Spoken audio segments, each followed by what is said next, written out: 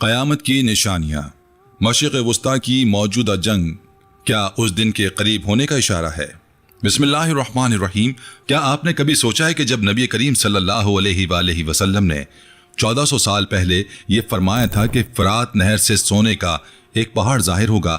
تو لوگ اس پر جان دینے کی حد تک لڑیں گے، تو اس زمانے کے عرب کے لیے یہ ایک ناقابل فہم اور عجیب و غریب پیش گوئی تھی، کیونکہ اس دور میں نہ کوئی صنعتی معیشت تھی، نہ عالمی تجارتی راستے، اور نہ ہی وہ جغرافیائی و اقتصادی نظام جو آج ہم دیکھتے ہیں۔ آج جب ہم خلیج فارس، آبنائے ہرمز، باب المندب اور یمن کی سرزمین پر تیل، ٹیکس، بحری راستوں اور عسکری اڈوں کی جنگ دیکھ رہے ہیں، جب ایک کے بعد ایک ملک اس تنازع میں کھنچتا چلا جا رہا ہے، اور جب جنگ بندیوں کے چند دن بعد ہی دوبارہ میزائل داغے جا رہے ہیں، تو ایک فطری سوال ذہن میں ابھرتا ہے کہ ہم واقعی اس دور میں داخل ہو چکے ہیں جس کا ذکر رسول خدا صلی اللہ علیہ وآلہ وسلم نے صدیوں پہلے فرما دیا تھا۔ یہ سوال محض ایک جذباتی نعرہ نہیں بلکہ ایک سنجیدہ علمی اور تحقیقی جستجو کا نقطۂ آغاز ہے، اور اسی جستجو کو ہم اس ویڈیو میں قرآن و حدیث کی روشنی میں نہایت احتیاط اور تحقیق کے ساتھ آگے بڑھائیں گے، تاکہ ہم نہ تو سنسنی خیزی کا شکار ہوں اور نہ ہی ان حقیقی نشانیوں سے غافل رہیں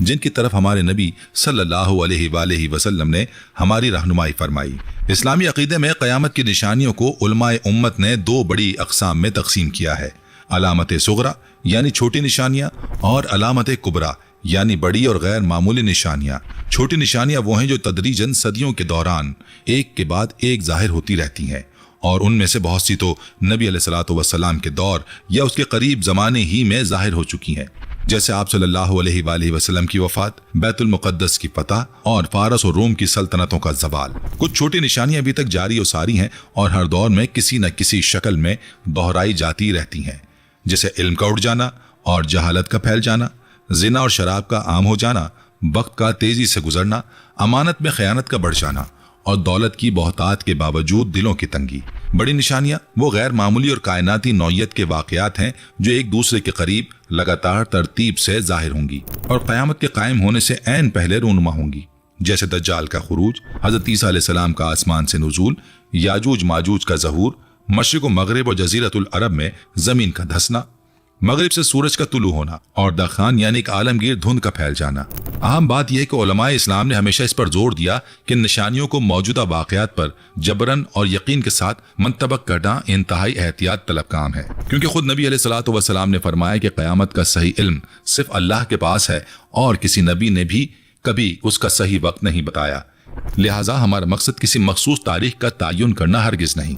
بلکہ ان علامات کو سمجھنا ہے جو صحیح بخاری، صحیح مسلم، سنن نبی داؤد، جامع ترمذی اور سنن ابن ماجہ جیسی معتبر کتابوں میں محفوظ ہیں، اور ان کا موجودہ عالمی حالات کے ساتھ ایک متوازن اور محتاط تقابل کرنا ہے، تاکہ ہم عبرت بھی حاصل کریں اور اپنے ایمان کو بھی تازہ کریں۔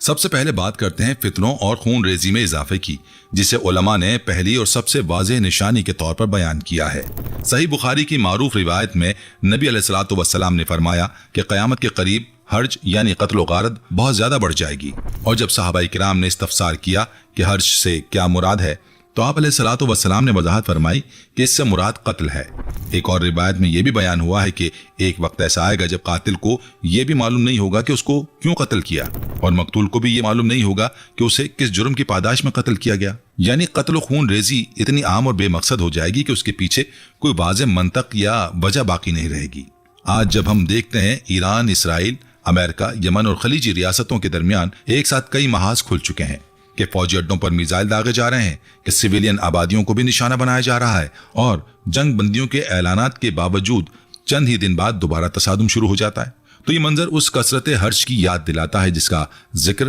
احادیث میں بار بار ملتا ہے۔ تاہم علمی دیانتداری کا تقاضا یہی ہے کہ ہم یاد رکھیں کہ انسانی تاریخ کے ہر دور میں جنگیں، تصادم اور خون ریزی ہوتی رہی ہے، خواہ وہ صلیبی جنگیں ہوں، تاتاری حملے ہوں، یا 20ویں صدی کی دو عالمی جنگیں، اور محض جنگ کا وقوع پذیر ہونا کسی خاص نشانی کے مکمل ہونے کی حتمی دلیل نہیں بن سکتا۔ نشانی کی پہچان تب زیادہ واضح اور قابل اعتماد ہوتی ہے جب متعدد علامات ایک ساتھ ایک ہی خطے میں ایک ہی وقت کے دوران آپس میں مجتمع ہو جائیں، اور یہی وہ زاویہ ہے جس سے ہمیں مشرق وسطی کی موجودہ صورتحال کو دیکھنا چاہیے، یعنی محض ایک واقعے کو تنہا دیکھنے کے بجائے پورے منظر نامے کو ایک وسیع تناظر میں پرکھنا چاہیے۔ اسی سلسلے میں یمن کی سرزمین کا ذکر بھی نہایت اہم ہے۔ کیونکہ احادیث نبوی میں یمن کو ایک خاص اور نمایاں حیثیت دی گئی ہے۔ صحیح بخاری کے ایک روایت میں نبی علیہ الصلوۃ والسلام نے یمن کی سمت اشارہ کرتے ہوئے فرمایا کہ ایمان یمن کی طرف سے ہے اور حکمت بھی یمانی ہے، جو ظاہر کرتا ہے کہ یمن کی سرزمین کو ابتدا ہی سے ایک روحانی اور علمی اہمیت حاصل رہی ہے۔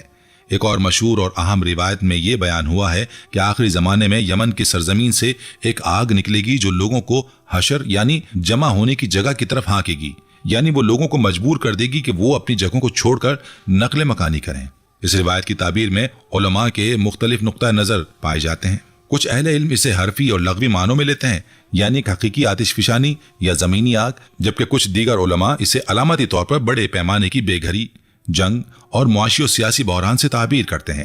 جو یمن کی سرزمین سے شروع ہو کر پھیلے۔ جب ہم موجودہ حالات پر نظر دوڑاتے ہیں تو یمن ایک ایسا ملک نظر آتا ہے جو گزشتہ ایک دہائی سے زائد عرصے سے مسلسل خانہ جنگی، محاصرے، قحط اور بیرونی مداخلت کا شکار ہے، جہاں ایک ہی وقت میں دو متوازی حکومتیں ہیں اور جہاں سعودی عرب کی حمایت یافتہ افواج اور مقامی باغی گروہوں کے درمیان برسوں سے تصادم جاری رہا ہے۔ حال ہی میں سعودی عرب اور یمن کے درمیان برسوں پرانا نازک امن معاہدہ بھی متزلزل ہوتا دکھائی دیا ہے۔ فضائی حدود اور ہوائی اڈوں پر تنازعات نے دوبارہ سر اٹھایا ہے اور یمن اپنے آپ کو ایران اور خلیجی و مغربی اتحاد کے مابین ایک بالواسطہ مگر عام فریق کے طور پر پاتا ہے۔ یہ مسلسل بے چینی، یہ بار بار کا محاصرہ اور یہ اندرونی و بیرونی تصادم اس عمومی منظر نامے سے واضح مطابقت رکھتا ہے جس کا تذکرہ روایات میں یمن کے حوالے سے کیا گیا ہے، یعنی ایک ایسی سرزمین جو انتشار، تحریک خلق اور بڑے پیمانے کی بے چینی کا مرکز بنے۔ بہرحال یہاں یہ بھی ضروری ہے کہ ہم اس تبتیک کو حتمی اور قطعی دعوے کے طور پر پیش نہ کریں،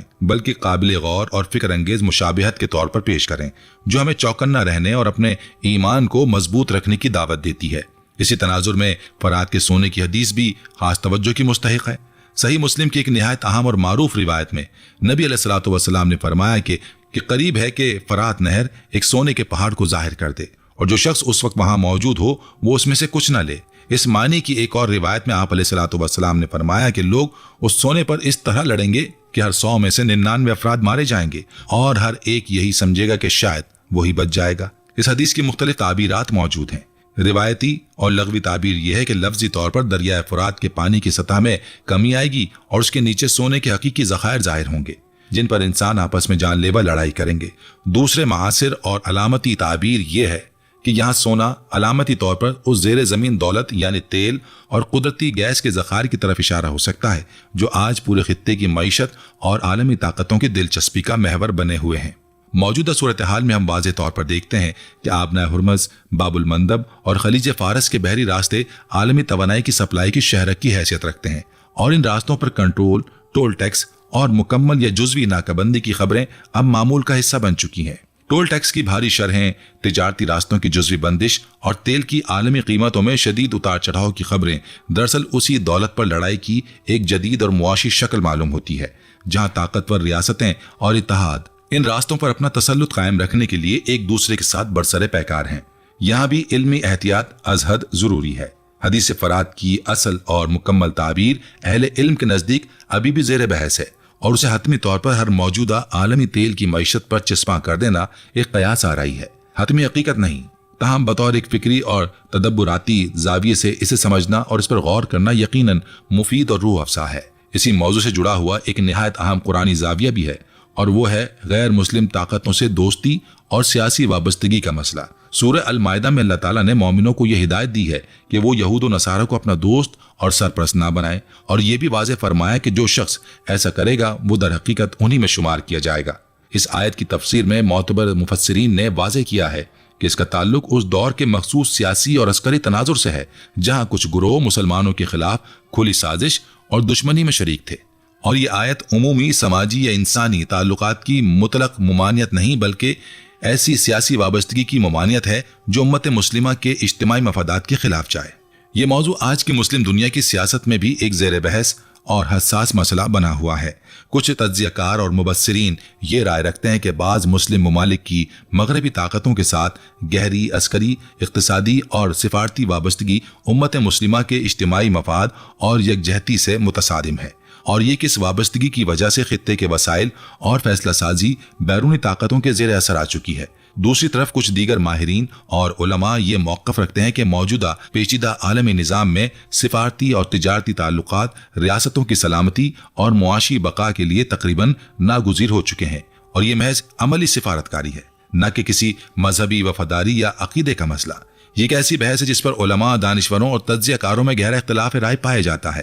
اور دیانتداری کا تقاضا یہی ہے کہ ہم دونوں زاویوں کو تسلیم کریں اور سامعین کو خود سوچنے کی دعوت دیں، بجائے اس کے کہ ہم کسی ایک طرف کا حتمی فیصلہ ان پر مسلط کریں۔ اسی سلسلے میں شام یعنی بلاد شام کی خصوصی اہمیت کا بھی ذکر ضروری ہے، جو موجودہ شام، اردن، فلسطین اور لبنان پر مشتمل وسیع خطے پر محیط ہے۔ احادیث میں اس خطے کو ایک نہایت خاص اور نمایاں اہمیت دی گئی ہے۔ روایات میں آتا ہے کہ آخری زمانے میں مومنین کی ایک بڑی جماعت شام کی طرف جمع ہوگی، اور یہی وہ خطہ ہے جہاں بڑی اور فیصلہ کن جنگیں، جنہیں عربی میں ملاحم کہا جاتا ہے، برپا ہوں گی۔ ایک روایت میں نبی علیہ الصلوۃ والسلام نے فرمایا کہ جب فتنے شدت اختیار کریں تو ایمان کا مرکز شام میں ہوگا، اور دوسری روایت میں یہ بھی بیان ہوا ہے کہ عیسیٰ علیہ السلام کا نزول بھی اسی خطے کے ایک مقام پر ہوگا۔ یہ بات نہایت قابل غور ہے کہ گزشتہ 1.5 دہائی سے شام، فلسطین اور لبنان مسلسل خانہ جنگیوں، محاصروں، بمباریوں اور بین الاقوامی مداخلتوں کا مرکز رہے ہیں، اور اب ایران، اسرائیل اور امریکہ کے مابین کشیدگی نے اس پورے خطے کو مزید غیر مستحکم اور خطرناک بنا دیا ہے۔ کئی معاصر مبلغین اور مقررین اس بات کی طرف اشارہ کرتے ہیں کہ شام کا مسلسل مرکز نگاہ بنے رہنا اس خطے میں مسلسل جنگیں اور تباہی احادیث کی اس پیش گوئی سے ہم آہنگ دکھائی دیتا ہے جس میں اسے آخری دور کی بڑی جنگوں کا میدان قرار دیا گیا ہے۔ لیکن یہاں یہ بھی یاد رہے کہ شام تاریخی طور پر ہمیشہ ہی ایک تصویراتی، مذہبی اور سیاسی طور پر متنازع خطہ رہا ہے، جس پر رومی، صلیبی، عثمانی اور جدید نو آبادیاتی طاقتیں صدیوں سے قابض رہی ہیں۔ اس لیے موجودہ کشیدگی کو یکسر نئی اور حتمی نشانی قرار دینے کے بجائے اسے ایک طویل تاریخی تسلسل کے آخری حصے کے طور پر دیکھنا زیادہ متوازن اور علمی رویہ ہے۔ اسی طرح دجالی فتنے کا تناظر بھی اس بحث میں نظر انداز نہیں کیا جا سکتا۔ سنن ابن ماجہ اور دیگر معتبر کتب میں ایک دلچسپ روایت مذکور ہے جس میں بیان ہوا ہے کہ آخری زمانے میں تجارت اتنی زیادہ بڑھ جائے گی کہ عورت بھی تجارت میں اپنے شوہر کی مدد کرنے پر مجبور ہو جائے گی، اور مال کی محبت لوگوں کے دلوں میں اس قدر بڑھ جائے گی کہ وہ سود، دھوکہ دہی اور ناجائز طریقوں سے مال کمانے سے دریغ نہیں کریں گے۔ اسی طرح دجال کے فتنے کے بارے میں روایت میں یہ بھی بیان ہوا ہے کہ وہ لوگوں کو معاشی لالچ، جھوٹے وعدوں اور مصنوعی خوشحالی کے ذریعے گمراہ کرے گا۔ اس کے پاس ظاہری طور پر جنت و جہنم دکھانے کی حیرت انگیز طاقت ہوگی، حالانکہ حقیقت میں یہ معاملہ اس کے بالکل برعکس ہوگا، یعنی جسے وہ جنت کہہ کر دکھائے گا وہ در حقیقت جہنم ہوگی، اور جسے وہ جہنم کہہ کر ڈرائے گا وہ در حقیقت راحت اور ٹھنڈک ہوگی۔ اگرچہ موجودہ عالمی معاشی نظام جہاں توانائی، ٹیکس اور مالیاتی کنٹرول کے ذریعے کمزور اقوام کو دباؤ میں لایا جاتا ہے، اور جہاں چند طاقتور مراکز پورے خطے کی معیشت اور فیصلہ سازی پر اثر انداز ہو سکتے ہیں، اسے دجالی فتنے کی راست اور حتمی علامت قرار نہیں دیا جا سکتا۔ تاہم بہت سے علماء اور محققین یہ نشاندہی کرتے ہیں کہ عالمی معیشت کا اس طرح چند مخصوص مراکز کے ہاتھ میں ہو جانا اور اقوام کا مالی جبر، ٹول، ٹیکس اور پابندیوں کے ذریعے کنٹرول کیا جانا اس ماحول سے ایک واضح مشابہت رکھتا ہے جو دجالی فتنے کے ظہور کے لیے سازگار بتایا گیا ہے۔ یہ بہرحال ایک تعبیری اور فکری نکتہ ہے، حتمی اور قطعی فیصلہ نہیں، اور اسے اسی نہج پر سمجھنا زیادہ مناسب ہے۔ اس تحقیقی جائزے کا ایک نہایت اہم اور لازمی حصہ یہ اعتراف بھی ہے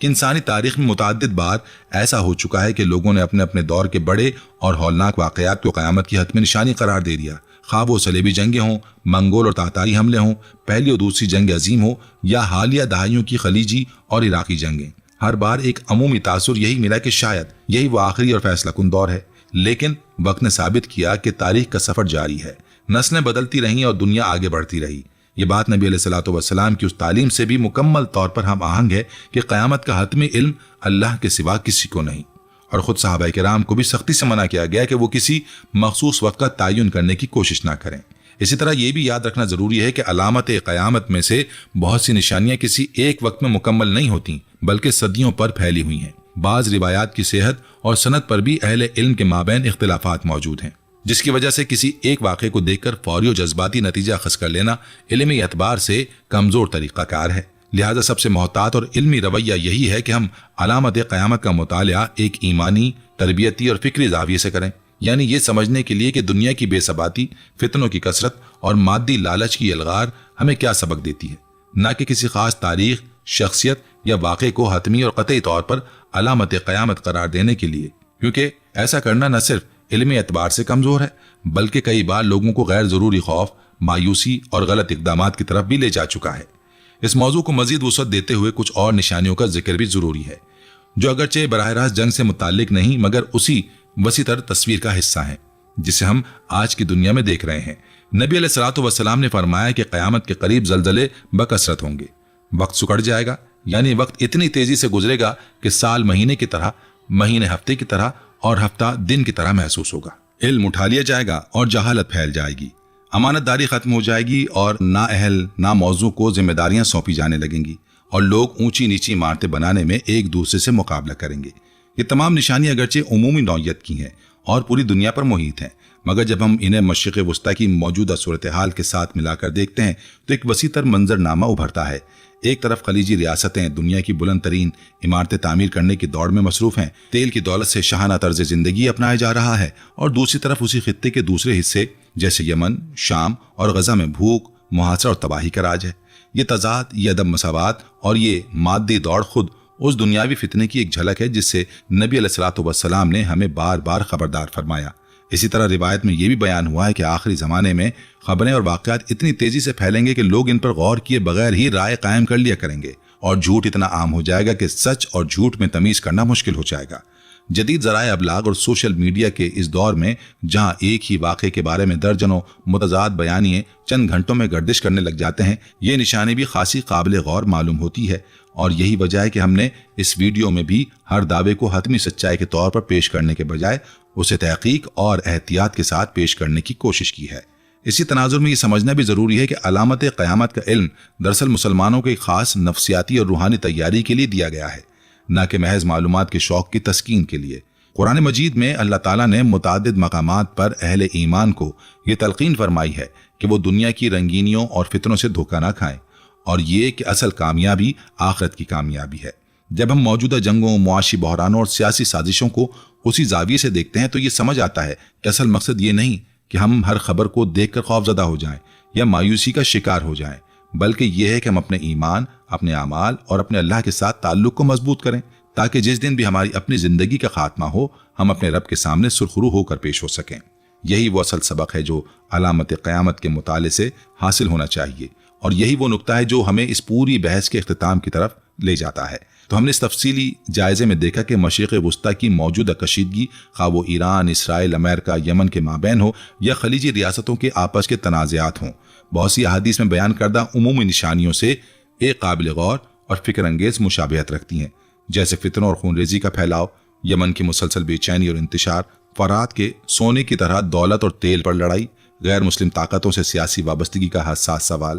شام کی خصوصی اہمیت اور وہاں مسلسل جنگیں اور مادی لالچ پر مبنی ایک عالمی معاشی نظام جو دجالی فتنے کے ماحول سے مشابہت رکھتا ہے، لیکن ایک متوازن، دیانتدارانہ اور علمی رویہ یہی ہے کہ ہم ان مشابہتوں کو غور و فکر اور عبرت کا ذریعہ بنائیں، نہ کہ حتمی، جذباتی اور جلد بازی پر مبنی فیصلوں کی بنیاد۔ قرآن و حدیث ہمیں یہ ہرگز نہیں سکھاتے کہ ہم خوف، بے یقینی اور مایوسی میں مبتلا ہو جائیں، بلکہ یہ سکھاتے ہیں کہ فتنوں کے پرآشوب دور میں ایمان، صبر اور اپنے اعمال کی اصلاح پر خصوصی توجہ دیں۔ نبی علیہ الصلوۃ والسلام کا فرمان ہے کہ فتنوں کے دور میں عبادت کرنے والا شخص اس شخص کی مانند ہے جو میری طرف ہجرت کرے، یعنی جس طرح ہجرت کرنے والے کو خاص اجر ملتا ہے، اسی طرح فتنوں کے دور میں اپنے دین پر ثابت قدم رہنے والے اور عبادت میں مشغول رہنے والوں کو بھی خاص اجر عطا کیا جائے گا۔